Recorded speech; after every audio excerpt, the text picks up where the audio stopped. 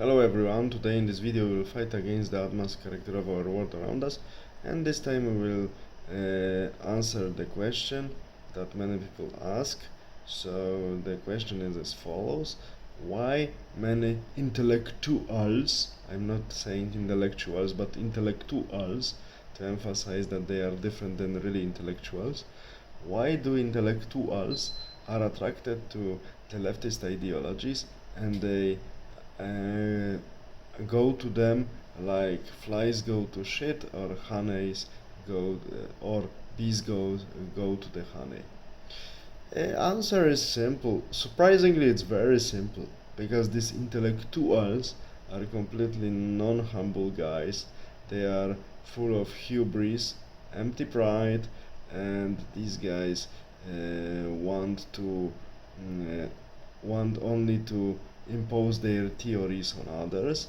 They do not want to verify them with reality, because when we verify our theories in reality, very quickly it turns out that our theories are only theories, and in best case, after this reality check, verification of these theories with reality, they need to be, in the best case, heavily modified, but in the most case they have to be completely rejected, because simply they were not true.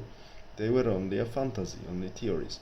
But when you are intellectual, who is really pride of him or herself and is not able to accept criticism, so these people of course refuse to accept the reality, and they want to pursue their own theories. Now we have this LGBT and other critical race theories and other many things, and these people who, especially in social sciences and humanities, are currently affected by this, and people who work in these disciplines, like these gender theories, they want to tell us that we have about 250 or whatever types of genders. They always reply to people who want to confront them with facts that actually we have only two for human species. They always reply, we are not interested in biology, we don't have to refer to this, we are only interested in our theories and promoting them.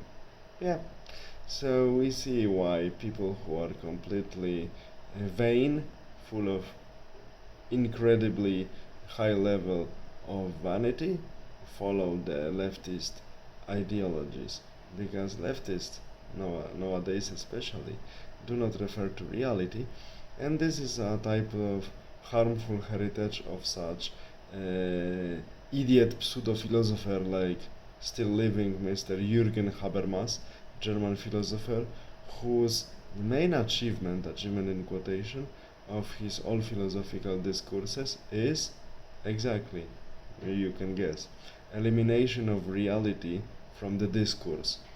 And currently all leftist ideologists, when they create their own ideologies, they do everything to eliminate reality from their insane discourse, and sometimes they don't have to do anything, because they are used to live in the bubble world of their theories, and they even don't think about referring this what they propagate to the reality, because reality we don't like, because as Hegel once says, if reality doesn't agree with my theories, then it's a pity for reality. So this is a further extension of Hegelian way of thinking. Some people say that this is, for intellectuals, Hegelian bite. So now we see that Hegelian approach to philosophy and facts bites us really heavily, and if we continue like this, it will bite us to death. Politically, such approach can be really dangerous, as we saw in case of Cambodia in the half and second half of 1970s under the regime of Khmer Rouge. So a regime which is properly assigned to its leader, a guy known under his nickname Pol Pot. He was studying electric engineering in Paris, but he was too stupid to finish it. Yeah, we see that physics, reality, and so on was not the strongest side of him. So he later went to study philosophy in Paris, and he was a student of Jean-Paul Sartre.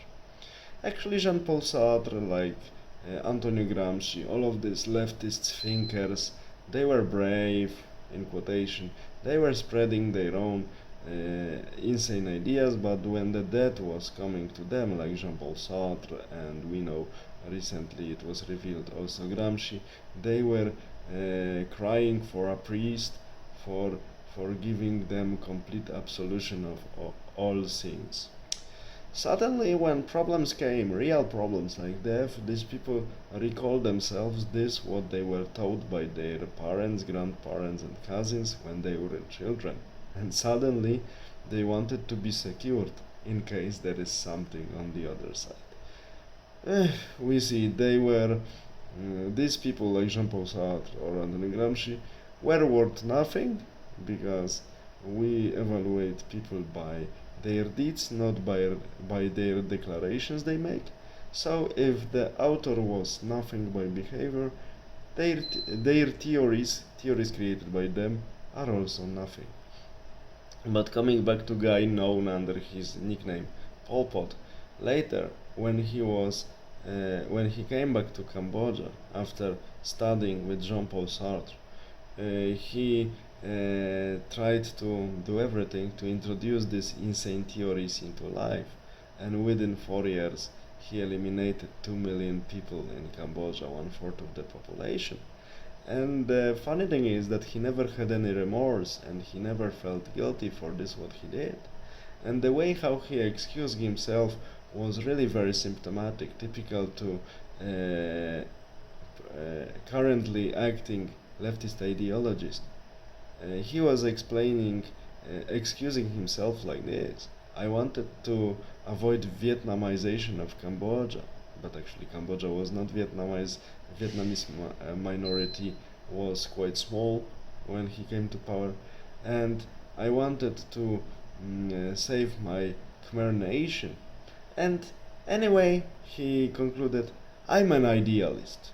Oh, fine, idealism that costed ruin of entire country and costed lives of 2 million people, killed in a very brutal way, in most cases by a teenage mob brainwashed by Khmer Rouge ideologists with simple tools like knives, sticks, clubs and stones on so-called fields of death in Cambodia.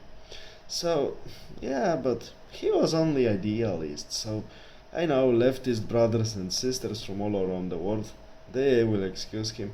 And the problem is that, of course, he was sentenced to home arrest, but this home arrest was served by him till his death in 1998 in a nice house with a nice view, because as far as we know, in the last years of his life, he had problems with walking. So it was not scary punishment. So now we know why and who is attracted from the elite to the leftist ideologies. People full of hubris, people who do not want to really learn, do not want to verify this what they know, do not want to have any reality check. They want to only promote their own theories, rule people, tell them how to live. They do not want to really they do not want to really show any signs of understanding. They do not want to understand the world. They would like to change it, and they would like to propagate their own ideas without any reality check.